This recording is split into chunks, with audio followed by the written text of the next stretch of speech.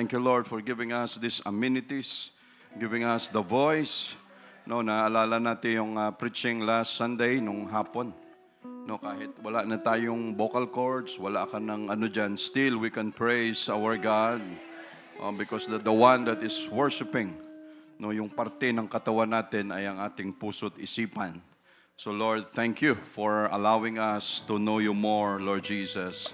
We praise you, Lord, yung mga naka-receive, no, mga bisita natin, si Vincent Baldomar, 10 years old, sa Pasig Outreach.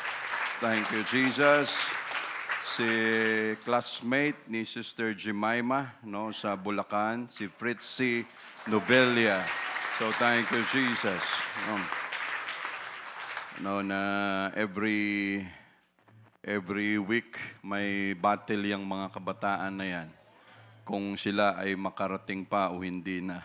But thank you, Lord, for holding them. No, at nakadala pa ng bisita. We praise you, Jesus. We love you, Lord. No. Mama ni Rizel, si Roselyn Fidelino. Mama, welcome. Thank you, Jesus. Receive din siya ng Holy Ghost. No. Tapos itong isang bisita pa, classmate ni Tantan, si Maria Rosel Tuyado, yung 5 years old. Ito yung mama. Nakalagay kasi dito. Sige, pero okay lang. No? Thank you, Jesus.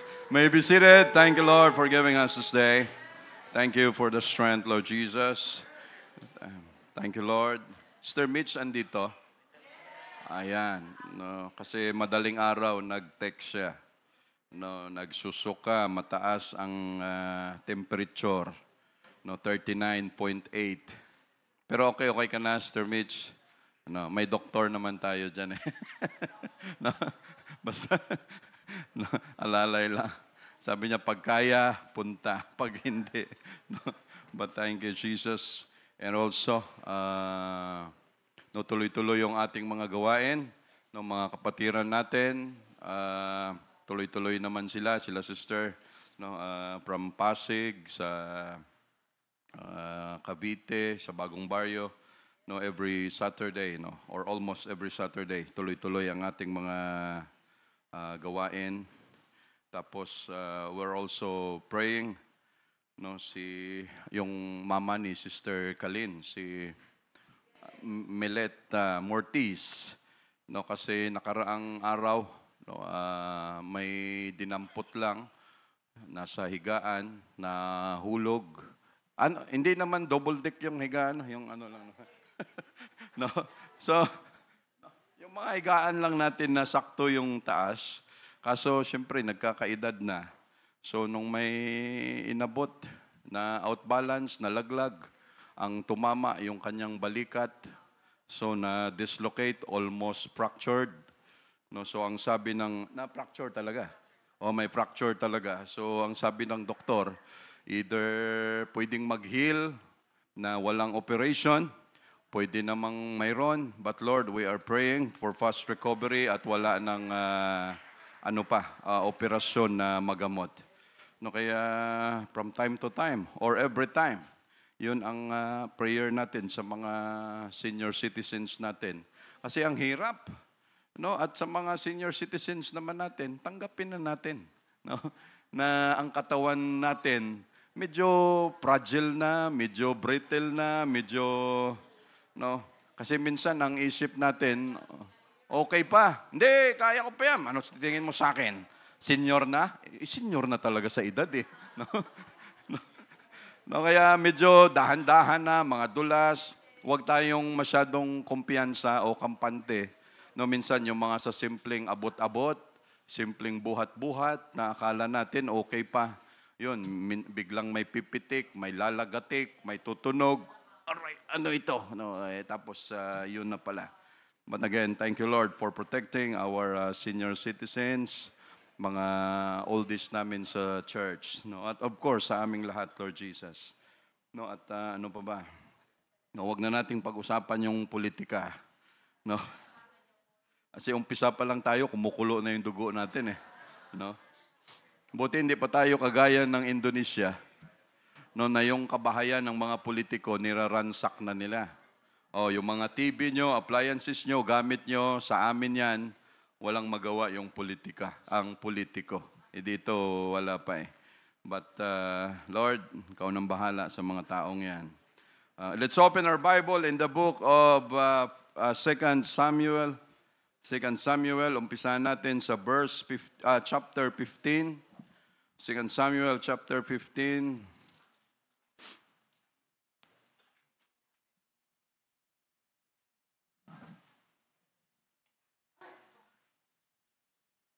Andiyan pa rin mga ubo, mga sipon-sipon. Sige lang.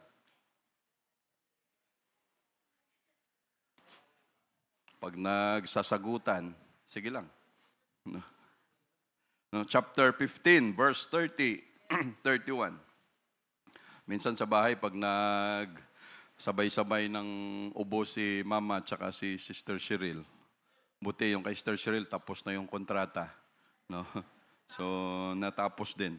Pag sumabay sila minsan, gumagano na ako ng kamay eh. Yung nagkukumpas na ako eh. No, para yung ubo na mawawalan ka talaga ng hininga. Grabe. Ibang klaseng mga ubo. Verse 30, chapter 15.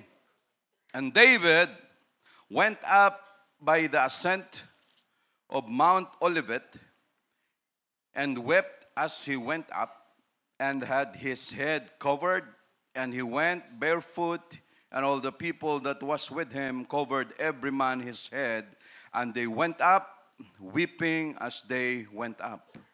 Ito mga kapatid, we will pray for a while, Lord. We are so thankful for giving us this beautiful day. Thank you for the sunshine. Thank you for the breath of life you've given us. Thank you for the protection along the way na makapunta kami sa church. Thank you, Lord, for the healing na lagi mong pinoprovide sa amin with all your provisions. Sa patuloy, Lord, na pag-pour out mo ng Holy Ghost sa mga tao na nangangailangan nito.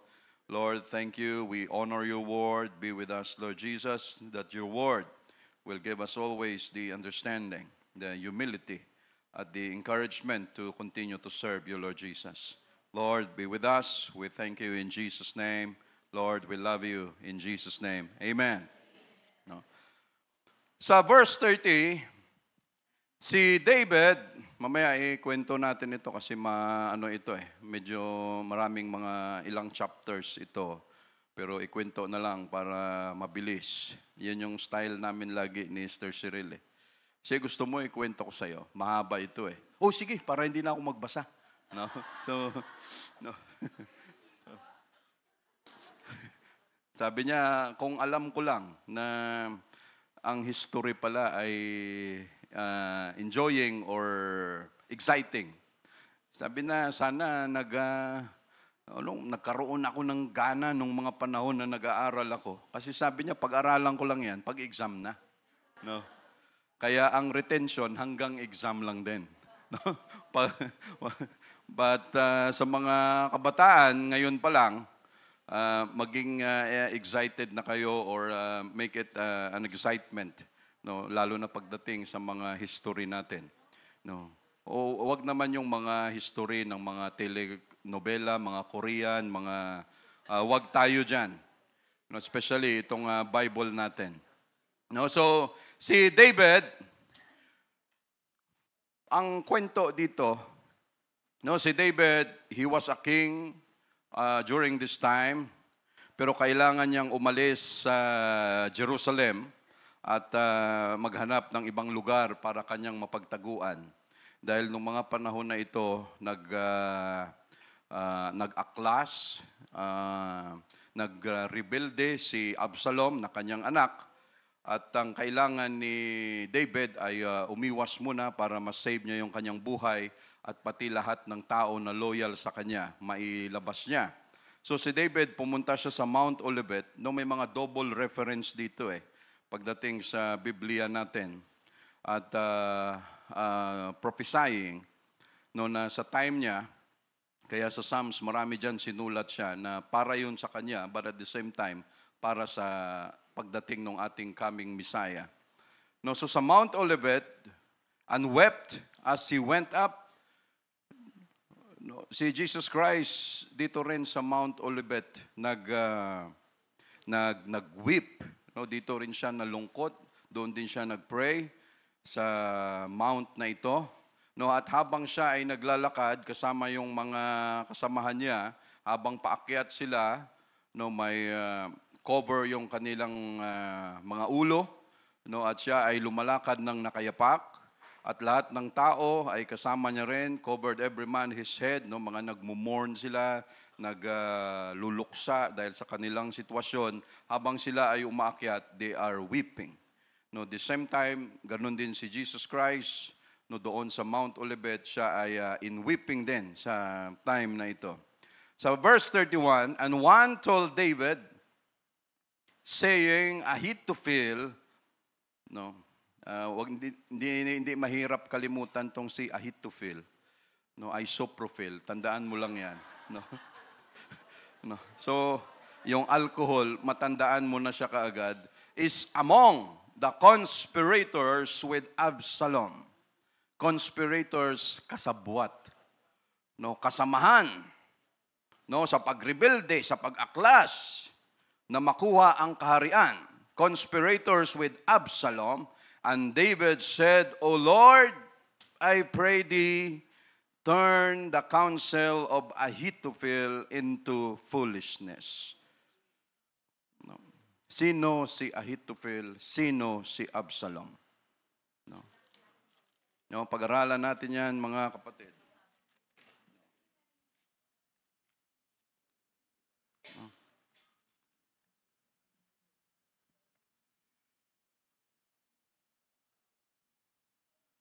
Si Ahithophel, no? Ano ang mayroon kay Ahithophel at Absalom this time?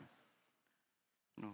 During this time or that time, ano ang nag-udyok kay Ahithophel, kay Absalom para gawin ang mga bagay na ito na hindi dapat? No? At sino si Ahithophel, sino si Absalom? No, malalaman natin yan dyan.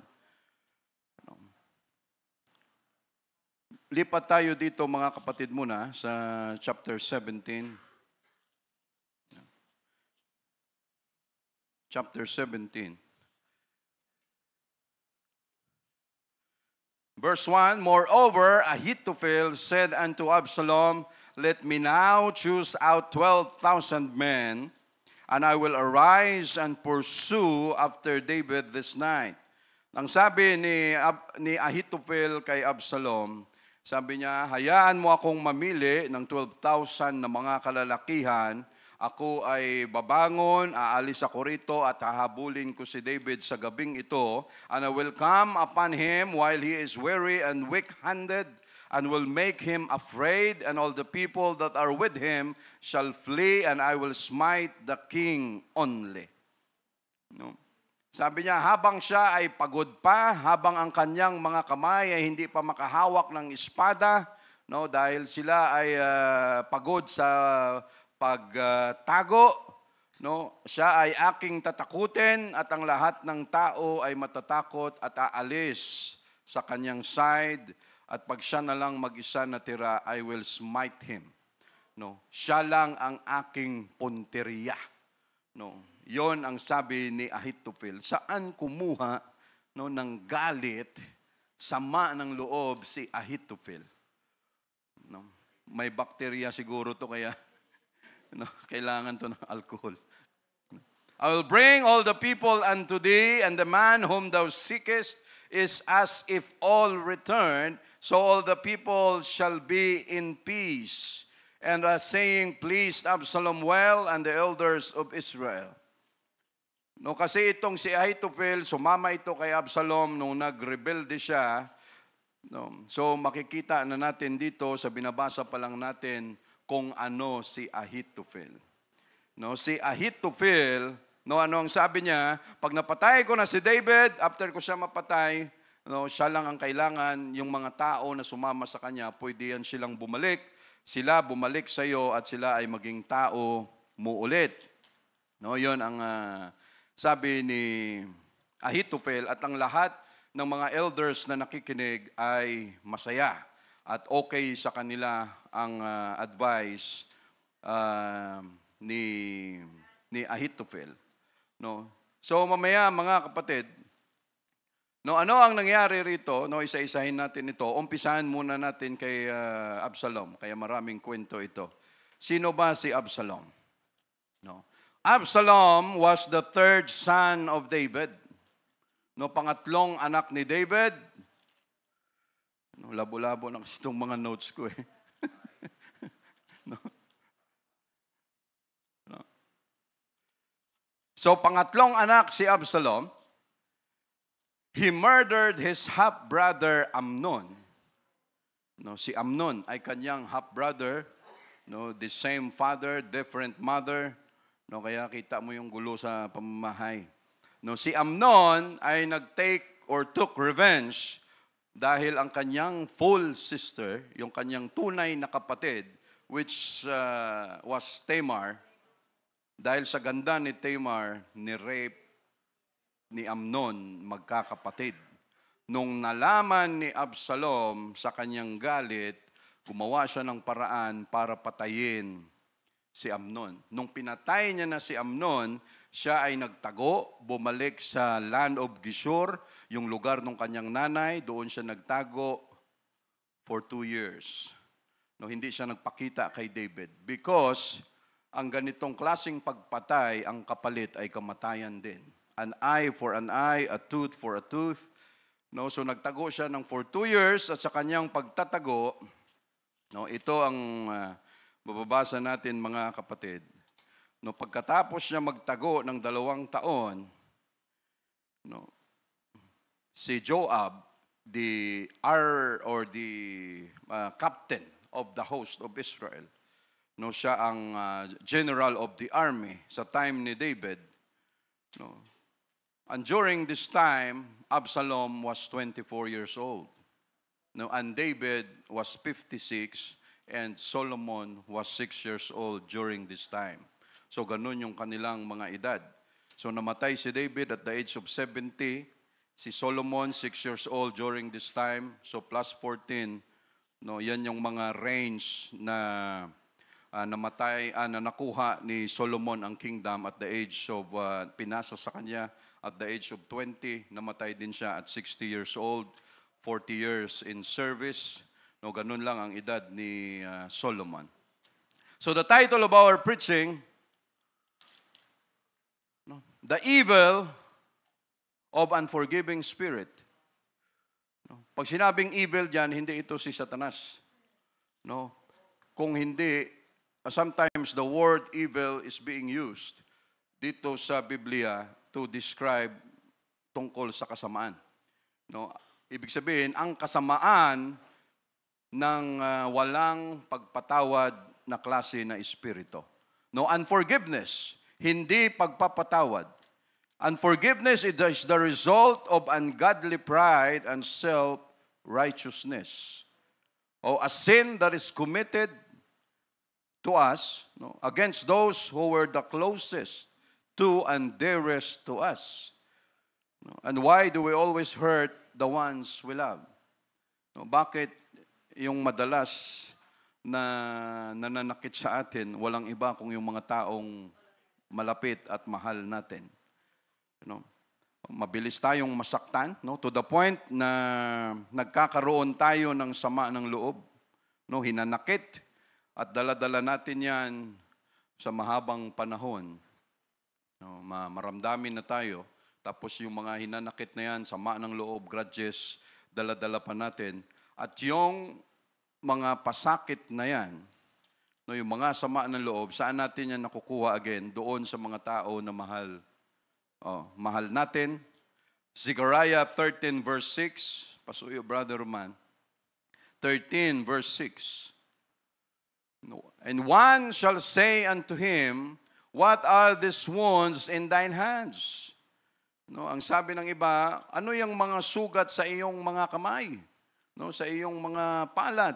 Then he shall answer, those with which I was wounded in the house of my friends.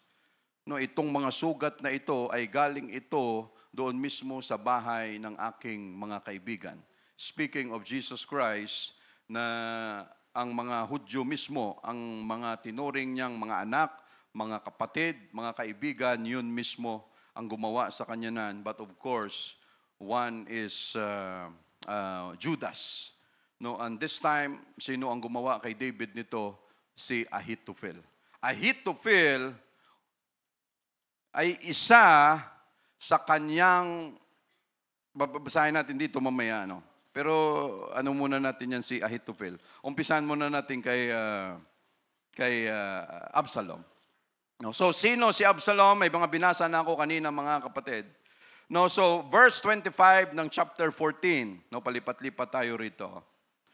No. Verse 25, chapter 14. No, ito si Absalom. But in all Israel, there was none to be so much praised as Absalom for his beauty. From the sole of his foot, even to the crown of his head, there was no blemish in him. No? Kalain mo yan. Walang sinabi ang kababaihan dito. No? Lalaki ito. No, from his crown to the sole, no, mula ulo hanggang paa, no, hanggang talampakan, no, walang bahid, walang mancha, no, ibang klase. And during this time, he was 24 years old. And imagine this age, no, kalakasan, kasikatan, no, lahat ng kababaihan. Wow, talaga naman. No? Ngayon, pag nakakita ka niyan, magduda ka na. No? Yung mga kalalakihan sa gayon na ganitong klase kagwapo, walang angkinis, makita mo yung mga kamay, wala man lang kakalyo-kalyo, hindi lalaki yun. No? Barbie na. Dati Barbie yung hawak, ngayon Barbie na. No? Let's take a look, mga kapatid, sa description na mayroon si Absalom, because this was his asset that turned into liability. This was his blessing that turned into cursing. No? Ang blessing na ibinigay ng Diyos sa kanya na naging sumpa mismo sa kanya, yung kanyang kagwapuhan, no, yung kanyang asset, ibig sabihin, ano ko ito? Kung sa negosyo pa, madami kang pera, madami kang gold. No, yung bansa natin, masabi mong mayaman pag marami tayong gold reserve. No? So si Absalom, just imagine mga kapatid, no, so grabe na klase na ano ito, no, kagwapuhan. No, ibang klaseng lahi. No, for his beauty from the sole of his foot even to the crown of his head, there was no blemish in him. And when he pulled his head, for it was at every year's end that he pulled it, ibig sabihin, tinitrim, nagkakat siya ng buhok niya, pag siya pumunta sa barbero, no, because that the hair was heavy on him, therefore he pulled it, he weighed the hair of his head at 200 shekels after the king's weight. No, so just imagine, ang kanyang buhok every year, pag siya nagpaputol, no, umaabot ng 2 kilo ang matatanggal. Ano? Yung buhok, sino bang pinaka-makapal at pinaka-abot ba yan ng 2-3 kilo? No? Pero si Absalom, parang si Rapunzel, ano? No? Ganon kakapal, kaganda ang kanyang buhok na umaabot ng ganong klaseng bigat. Imagine, no, Lord, how we wish. No? Marami sa amin, binibilang na lang yung ano eh. No? Kaya tama ang Diyos, ano? Sabi niya, even your very hairs are all numbered. No? Sabi niya, bilang ko yan. No? Lalaki pa ito, ganitong klaseng mga, no, talagang ano, pang-display talaga. No, that is why, mga kapatid, it is our object lesson. No, that if God has given us this kind of blessing, pag ang Diyos binigyan tayo ng ganitong klaseng asset, wag nating ipagmalaki. No, pag binigyan tayo ng Diyos ng blessing that beyond sa iba, no, na extraordinary ang mayroon tayo, wag nating ipagmalaki. No, nor gamitin sa mga bagay na makasakit sa ibang tao or makasakit sa isang organisasyon sa kung saan paman. Why, mga kapatid? And this kind, no, si Solomon ganito kaklase, no, because of his extraordinary beauty, handsomeness, courtly manners, and winning ways of praising men and posing as the symbol of justice, one object of his great admiration was his beautiful hair. You know, no, akalain mo yan, buhok pa lang, pwede mo nang ipagmalaki. No, at dahil sa bagay na ito, no, para mabilis tayo, pagkatapos nito, ng 2 taon na nagtago siya dahil sa kasalanan sa pagpatay kay Amnon, hindi siya nagpakita kay David. Pagkatapos ng 2 taon, kinausap niya si Joab. Sabi niya, kausapin mo naman ang tatay ko kung pwedeng makipagkita na ako sa kanya. Pwede bang mag-meet na kami? Kahit patayin niya ako, okay lang sa akin, basta makabalik na ako sa Jerusalem. No, kinausap ni Joab si King David at pagkatapos nilang mag-usap, sabi ni King David, okay, dalhin mo rito, iharap mo sa akin. Nung nagkita sila, ang ginawa ni David, nag-kiss lang sa kanya at ang sabi ni King David, bumalik ka na doon sa lugar na tinitirhan mo. Pagkatapos mag-kiss ni King David, after 2 years, hindi na sila nagkita ulit. No, at tumatak yun kay Absalom, na ang pagtanggap sa kanya ng kanyang ama ay hindi buo. Cold reception. No, malamig na pagtanggap at yon ay dinala-dala niya, no, for 2 years again. Dala-dala niya yung ganong klaseng pakiramdam. No, hindi man lang ako winelcome ng tatay ko, hindi man lang ako pinaghandaan, hindi man lang siya umiyak. No, na nagkita kami ulit, ibig sabihin galit pa rin siya sa akin. Dahil sa ginawa ko kay Amnon na nag-revenge ako, lahat yon nabaon, no, sa puso ni Absalom. Ano ang nabaon? Grudges, sama ng loob, unforgiving spirit. No, nabaon lahat sa kanya yon. To the point na ano ang kanyang ginawa? Ito ang kanyang ginawa. No, dahil this time sa chapter 15 verse 1, and it came to pass after this that Absalom, sa verse 1, prepared him chariots and horses and 50 men to run before him. And Absalom rose up early and stood beside the way of the gate. And it was so that when any man that had a controversy came to the king for judgment, then Absalom called unto him and said, O what city art thou? And he said, Thy servant is of one of the tribes of Israel. And Absalom said unto him, See, the matters are good and right, but there is no man deputed of the king to hear thee. Ang ginawa ni Absalom, no, nag-invest siya. No. Sabi niya, ganito ang gawin ko. Masama ang loob ko kay tatay ko. So ano ang aking gagawin? Kukunin ko yung trono para ako ang maging hari. So mag-i-invest ako rito. Every day, umaga pa lang, nakatambay na siya sa pasukan ng mga tao doon sa gate. At pag ang tao dapat na humarap kay David for their concern at kung anuman ang mga issues nila para mabigyan ng solusyon ni David, haharangin ni Absalom doon sa gate at tatanungin, oh, saan ka pupunta? Pupunta ako sa king, kasi may issue ako. Wag na, dito na lang. O ano ang issue mo? Ano mo? Ba, grabe, may ano ka dyan, may right ka dyan sa gusto mo. Kaso, walang available na tao para humarap sa iyo, walang pinrovide ang king. Kaya no, dito na lang tayo for 2 years. Ginagawa 'yan ni Absalom. No? Ano ang diskarte ni Absalom? Papalakas sa tao. Makuha niya yung puso ng mga tao. Pag may tao na lumapit, anong ginagawa niya? Pag nag-respect sa kanya, ay wag. No, talagang may payakap-yakap pa siya, may lahat. No, para makuha niya yung loob ng tao. And for 2 years, he did that. Ginawa yan ni Absalom. No, and verse 6, and on this manner did Absalom to all Israel that came to the king for judgment. So Absalom stole the hearts of the men of Israel. Absalom was one of the greatest thief on record. No, pinakamatinding kawatan.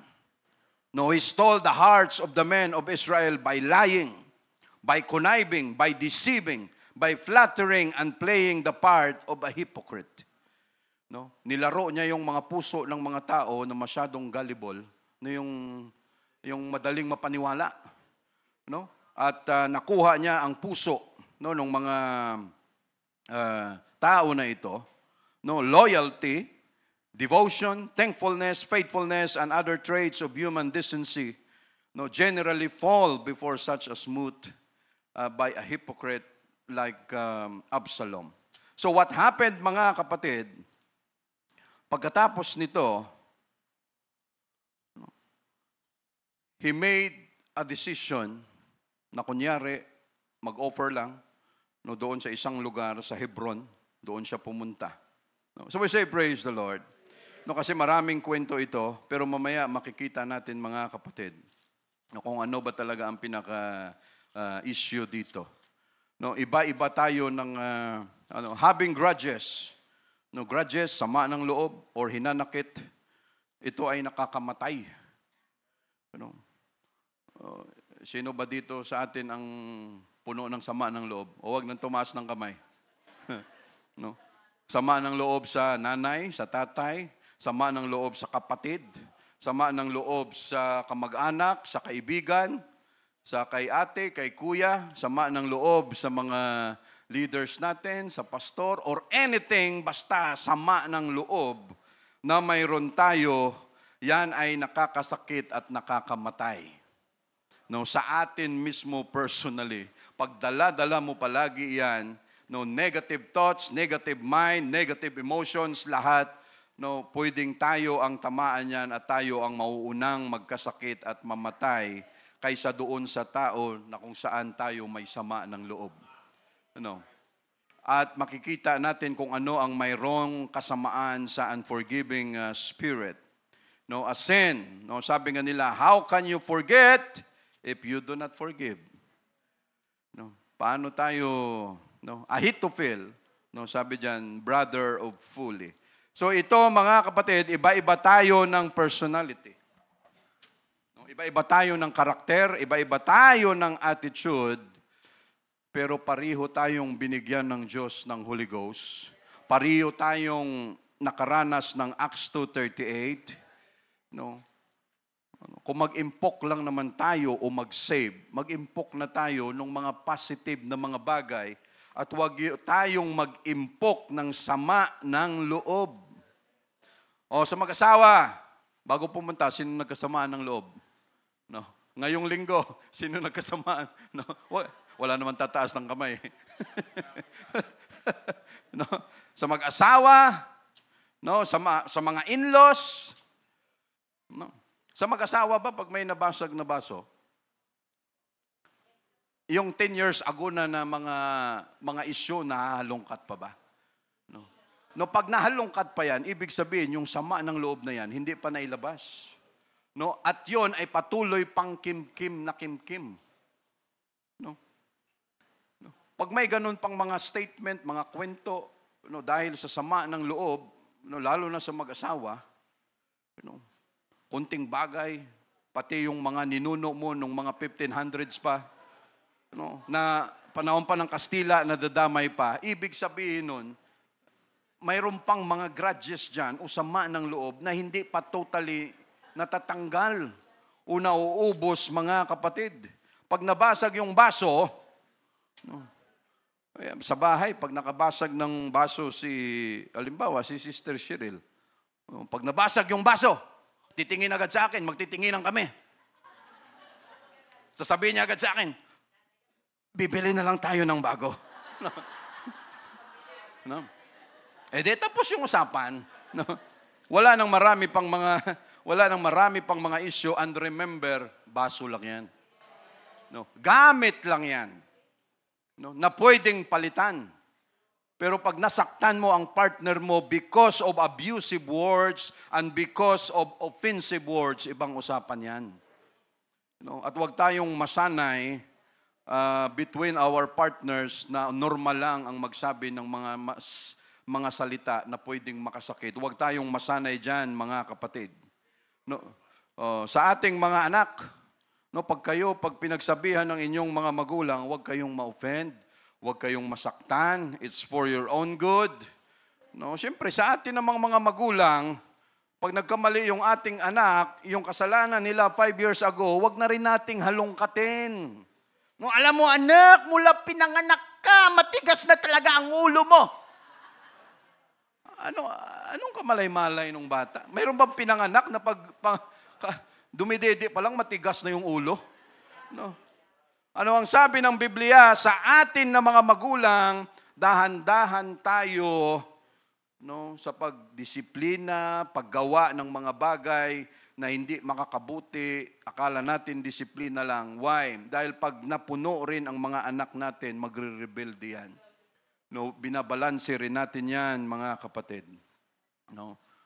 Pag tayo nakaranas, no, and we pray and we hope, dito sa church natin, may mga kapatiran tayo from time to time, kinakausap, nakukorek, no, ano ang nangingibabaw? Sama ng loob o yung dapat baguhin at dapat ayusin?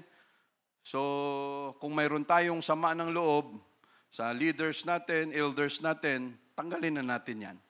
No, kasi hindi rin yan makakatulong. Why? Mamaya, mga kapatid. Because unforgiveness destroys relationship.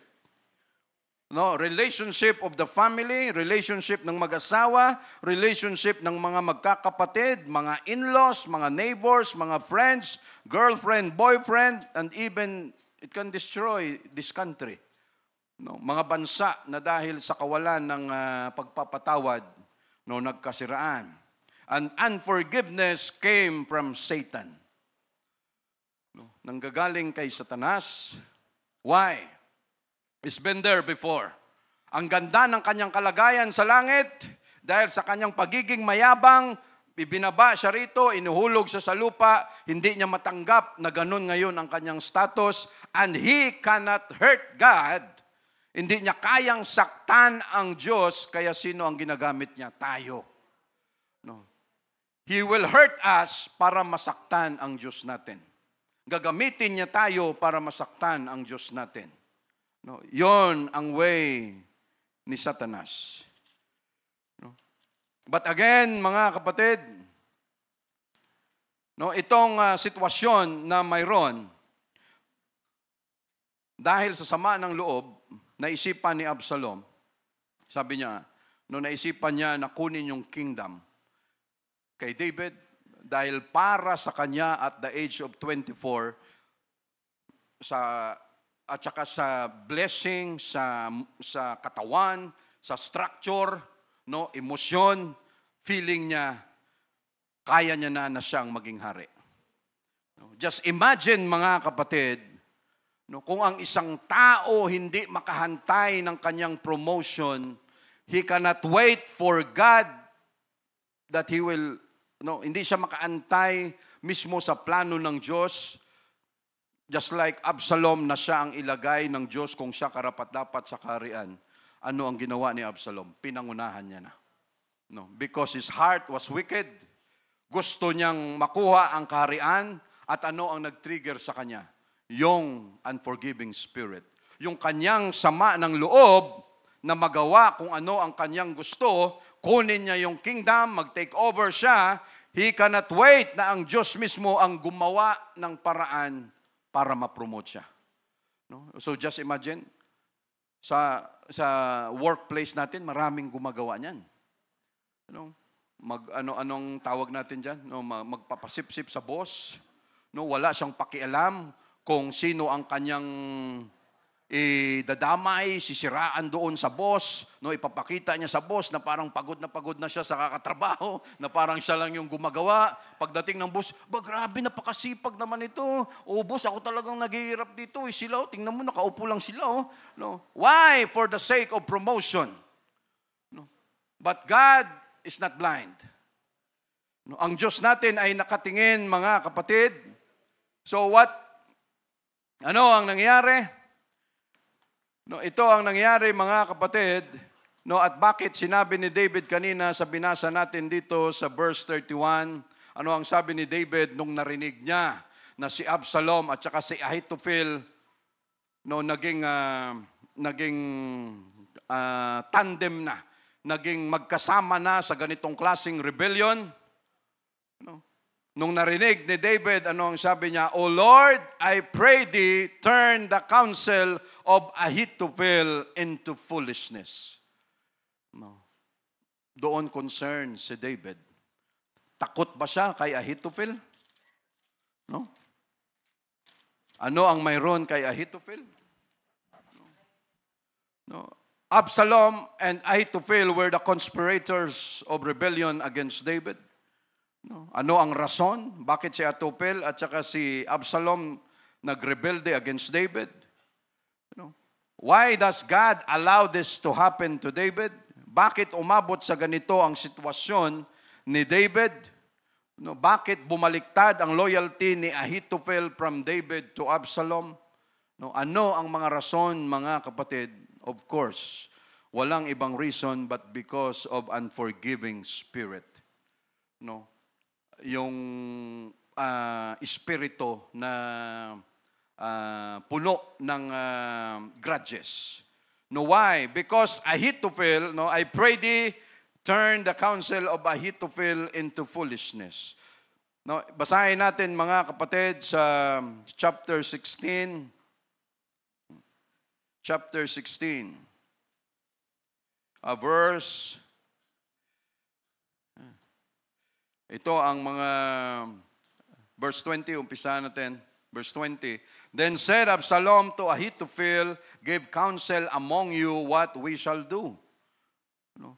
Because Ahithophel was one of the wisest men, counselor na mayroon si David. You know, kasakasama niya ito, kaibigan niya ito.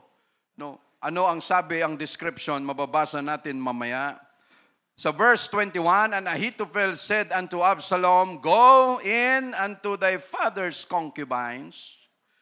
No, just imagine, which he hath left to keep the house, and all Israel shall hear that thou art abhorred of thy father, then shall the hands of all that are with thee be strong. Imagine, si Ahithophel ang nagbibigay ng counsel. No, one of the wisest counselor na mayroon si David. Pero ang kanyang counsel sa ngayon, ano ang sabi niya? Absalom, kasi nung tumakas sila David, may iniwang 10 no, na mga kababaihan doon sa harem, no, mga asawa ni David. No, naiwan doon sa kingdom na mag-asikaso ng kaharian, mga pag-aayos. Ano ang sabi ni Ahithophel? Sabi niya, pumunta ka doon, no, gamitin mo yung mga kababaihan, no, para makita ng iyong tatay at ng buong Israel na nilapastangan mo si David, kaya mong gawin sa kanya upang ang lahat ng tao ay magkaroon ng lakas na, kaya nga niyang gawin yan sa hari, kami pa kaya? Na siya mismo ay anak. No, but then, imagine, sino ang matinong tao, one of the wisest men of David, a counselor, na magbigay ng ganitong klaseng advice. You know, imagine, yung matinong, yung wisdom na malalim, dahil sa sama ng loob, kumukulo ang kanyang loob, no, na makabawi kay David. No, ano ang ginamit niya? So just imagine. Kaya mag-iwas at mag-ingat tayo sa mga pity party na yan. No, yung mga samaan ng loob. No? Tapos magkita-kita kayo, lahat kayo may sama ng loob. It will cause rebellion. No, lahat kayo may sama ng loob. Pag nagkita-kita, kunting gatong lang at ang sama ng loob, pag hindi yan nawala sa atin, nag-aantay lang yan just like a time bomb. Nag-aantay ng pagkakataon kung kailan makabawi yung sama ng loob na yan. No? Ganon ka-traidor, ganon ka-evil ang sama ng loob na pag hindi yan natanggal sa puso natin, mag-aantay lang yan ng pagkakataon, antayin mo at makakabawi rin ako. No, antayin mo at ito ang aking paraan. And this time, nagkita ang dalawa na parehong masama ang loob kay David. No? At sa kanilang pagkikita, being the wisest counselor, Ahithophel, na mayroon si David, he took the opportunity na gamitin si Absalom. No? Ito na, pagkakataon ko na. No? Medyo tuso, no? Wise eh. Medyo tuso ang dating. No? Walang kamuang-muang si Absalom, 24 years old, gagamitin ko siya para saktan ko si David, pero hindi niya alam dahil ang dating sa kanya, tinutulungan ko siya para makuha ang kingdom, pero ang ugat nito, para ako mismo makabawi kay David, pero siya ang gagamitin ko. No? Nagkita yung parehong dalawa na masama ang loob. So they spread Absalom a tent upon the top of the house of verse 22, and Absalom went in unto his father's concubines in the sight of all Israel. No?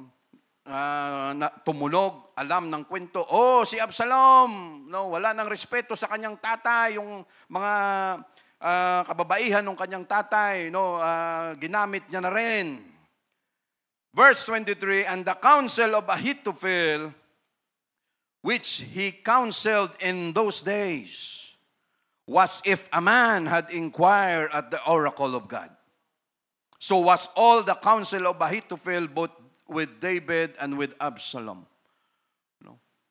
Pag si Ahithophel nagbigay ng counsel, nagbigay ng advice, para bang kung ano ang sinabi ng Diyos, yun na rin.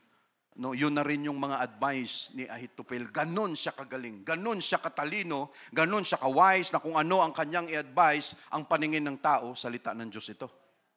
No, ganon siya kawise during this time. No, pero bakit nangyari ito mga kapatid at bakit naranasan ito ni David? 2 Samuel chapter 12 verse 11. Chapter 12 verse 11. Thus saith the Lord, behold, I will rise up evil against thee out of thine own house, and I will take thy wives before thine eyes, and give them unto thy neighbor, and he shall lie with thy wives in the sight of this son. No? Ano sabi ng Panginoon? I will rise up evil. No? At yung evil na yon ay nanggaling mismo sa kanyang pamamahay, which is Absalom.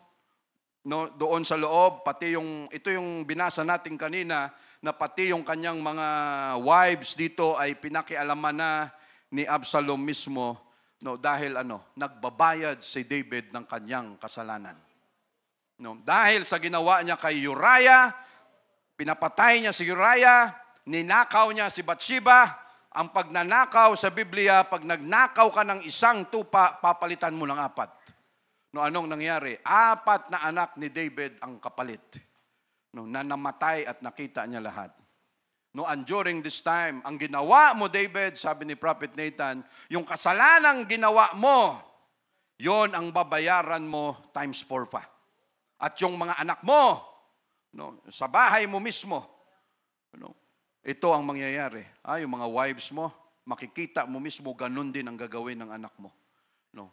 Nagbabayad si David ng kanyang kasalanan, but we saw it, mga kapatid, na dahil sa kasalanan na nagawa ni David, binayaran niya sa Diyos, hinarap niya sa Diyos, at siya ay nagsisi. No. He repented from this kind of sin. A murderous man. No, nagnakaw rin siya. Pero lahat ng ito, pinagbayaran at binabayaran ni David yung ganitong klaseng kasalanan, at ang sabi sa Chronicles, hindi na ito pinasulat pa dyan. Why? Because para sa Diyos, yung kasalanan na yon, burado na. Paano nabura? Because of repentance.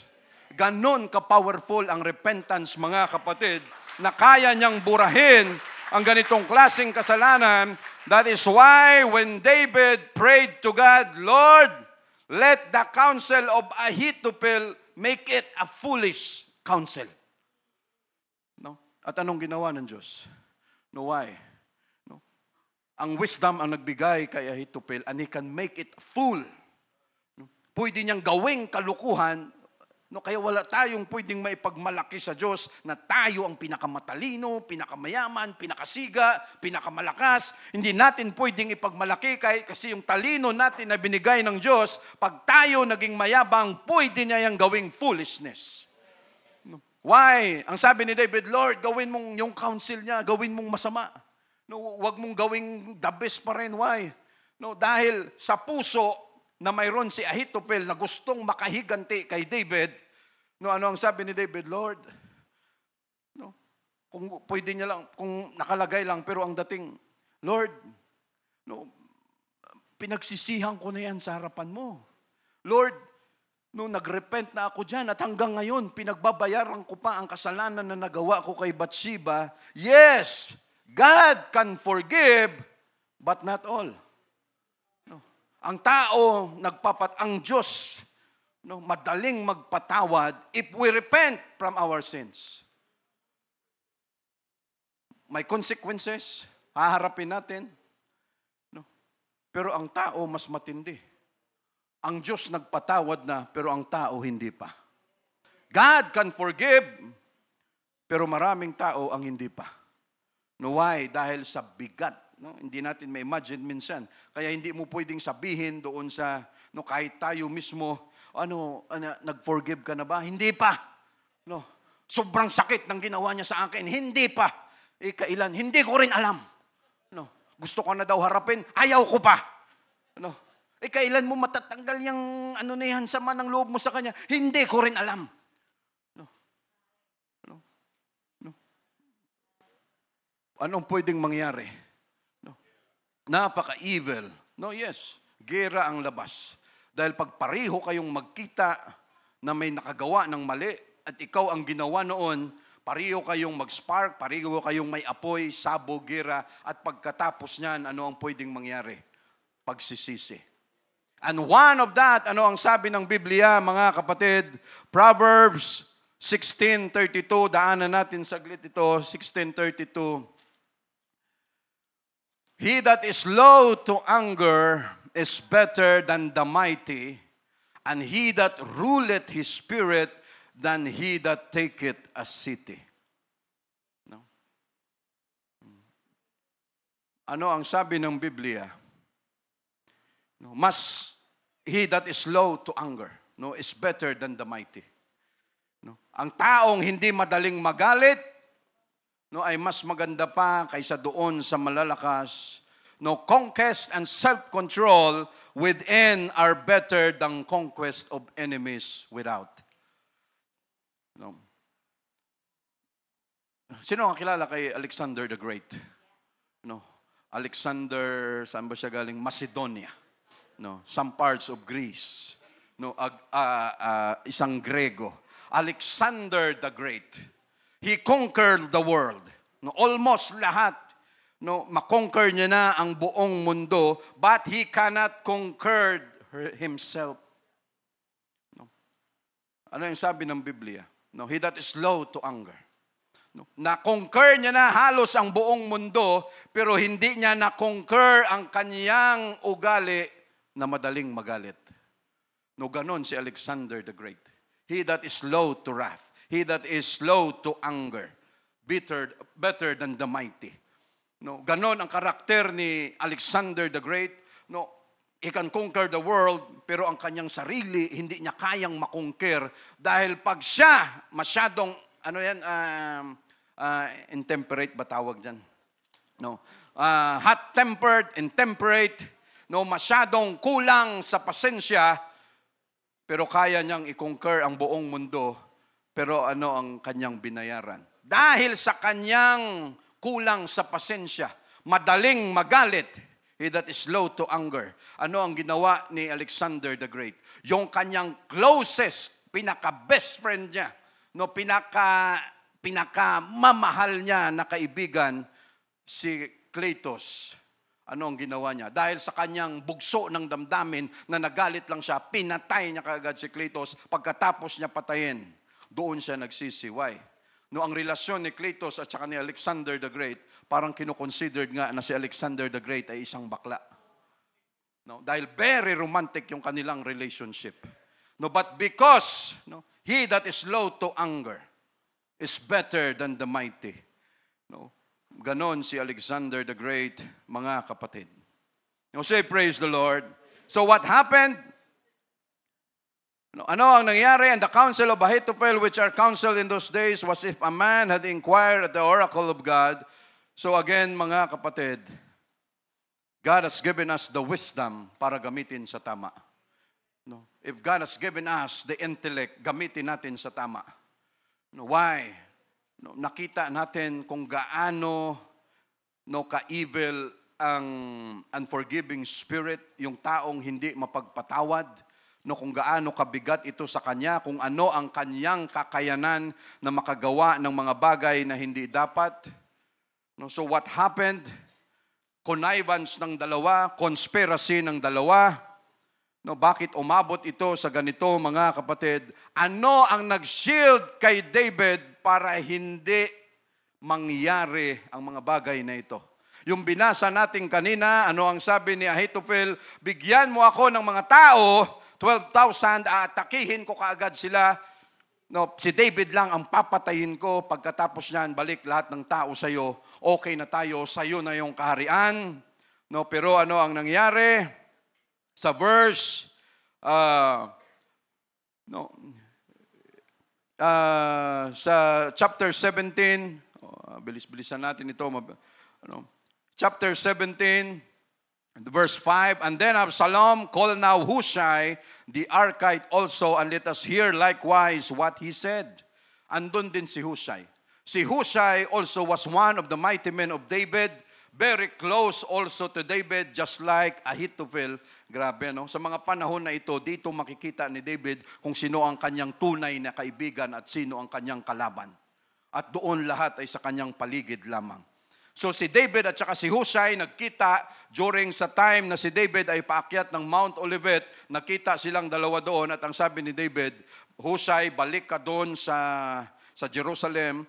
Sabihin mo kay Absalom na hail the king, save the king.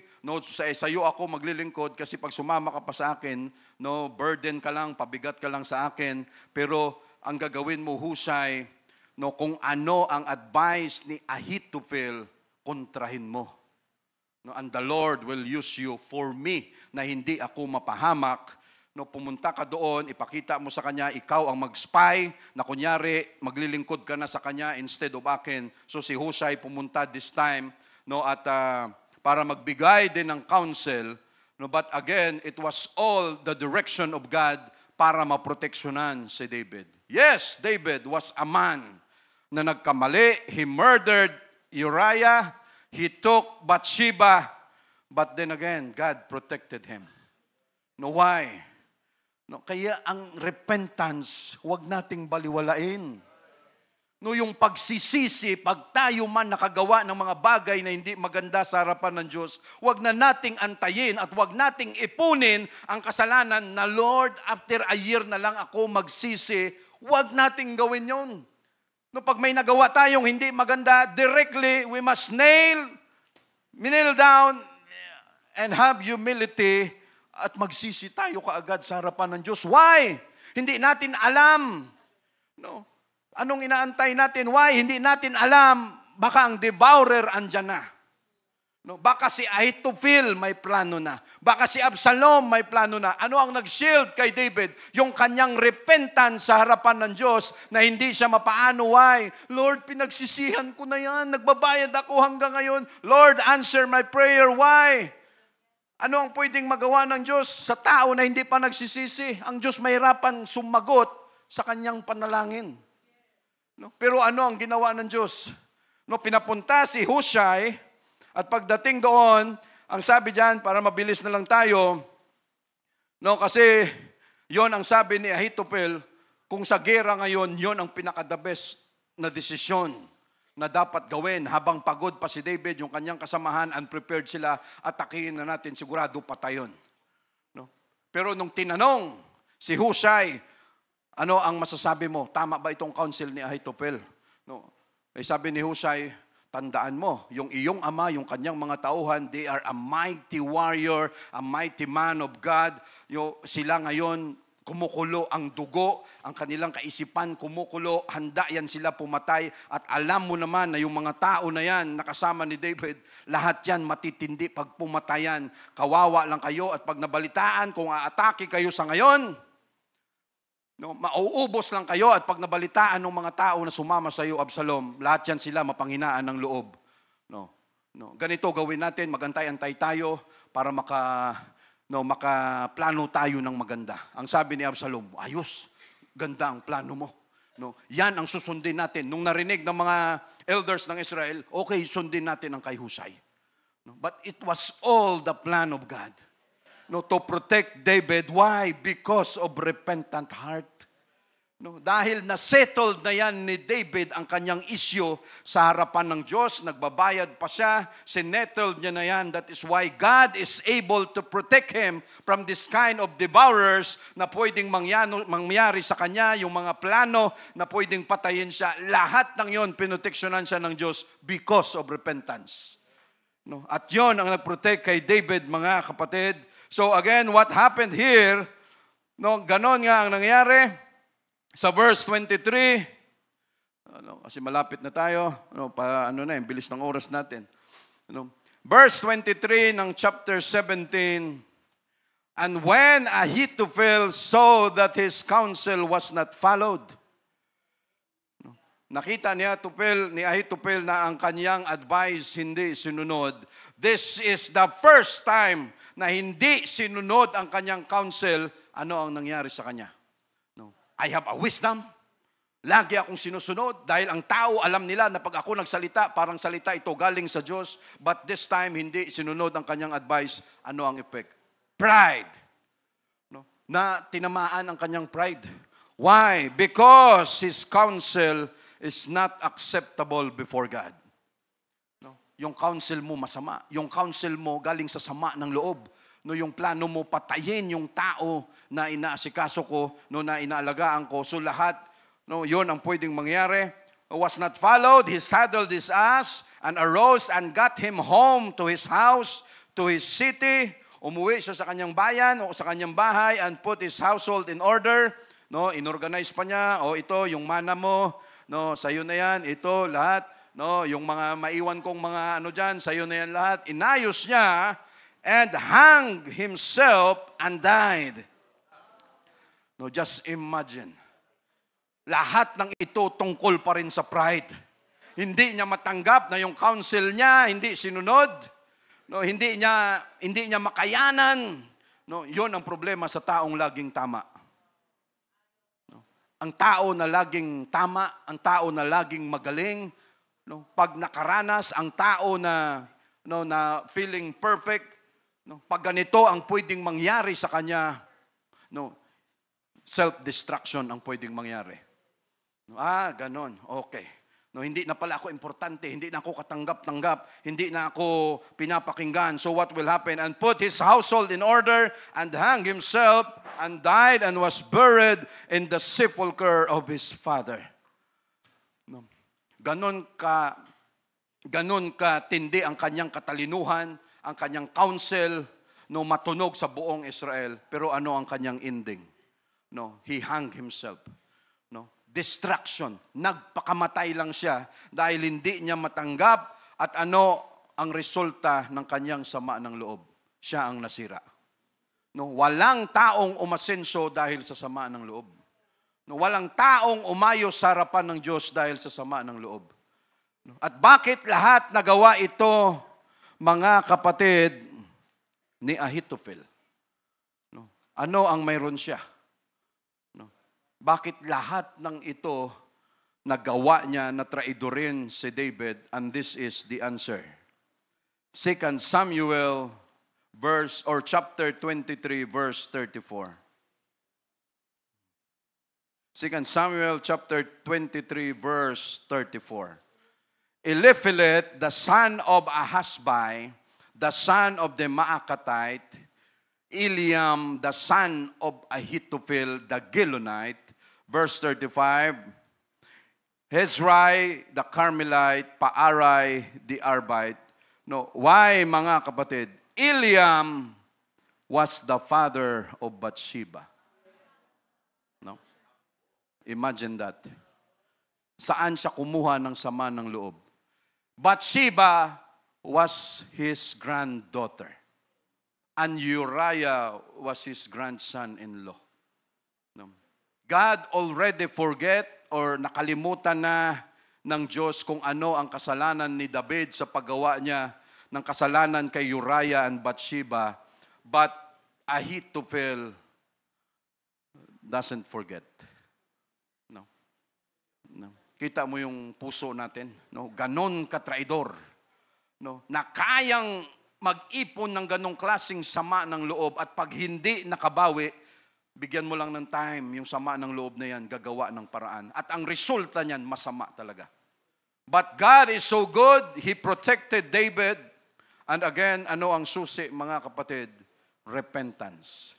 No? For us to be shielded sa kung ano paman ang mga devourer, mga plano na hindi maganda sa buhay natin, we are being protected because of repentance.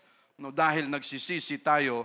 So yan, mga kapatid, because Ahithophel was once the mighty man of David, Uriah was the mighty man of David, Eliam was the mighty man of David, but again, no, was one of the wisest counselor who betrayed David. Saan siya nakuha or nanghugot ng kanyang sama ng loob? Apo niya si Bathsheba. No, kahit sa atin din, pag ganun ang ginawa, antay-antay ka lang, hindi ako makakilos ngayon. Pero pag nakakuha ako ng opportunity, I will kill you also, David. No, ganon katindi, mga kapatid. No, again, the evil of unforgiving spirit. No, last verse natin, daanan na lang natin ito, Matthew 18, 21 and 22. No. 18:21, then came Peter to him and said, Lord, how oft shall my brother sin against me? No, Lord, hanggang kailan ko ba patatawarin ang aking kapatid? No, I forgive him till 7 times. No, hanggang 7 beses lang. Verse 22, then Jesus said unto him, I say not unto thee until 7 times, but until 70 times 7. No, so 490, hindi madali ito, mga kapatid. No, mahaba-habang ito, mahaba-habang patawaran natin sa isa't isa. Kung gigil ka na sa katabi mo, basahin mo lang ito palagi. No, para humaba yung natin. But again, Lord, we are so thankful. 70 times 7, sa Biblia natin, this is the law of forgiveness. No, indefinitely, na yun bang mas maganda pa rin na magmahalan tayo because the charity covereth the multitude of sin. But we do not condone, we do not tolerate pag may mga mali, especially pag yan sa Word of God, kinakausap pa rin natin, inaasikaso. But again, remember, no, that the unforgiving heart will cause so much trouble in you, in the family, in anything na mayroon yan, mga kapatid. But Lord, thank you for the repentance, for the forgiveness that you've given us, Lord Jesus. We praise you, Lord. Thank you, Jesus.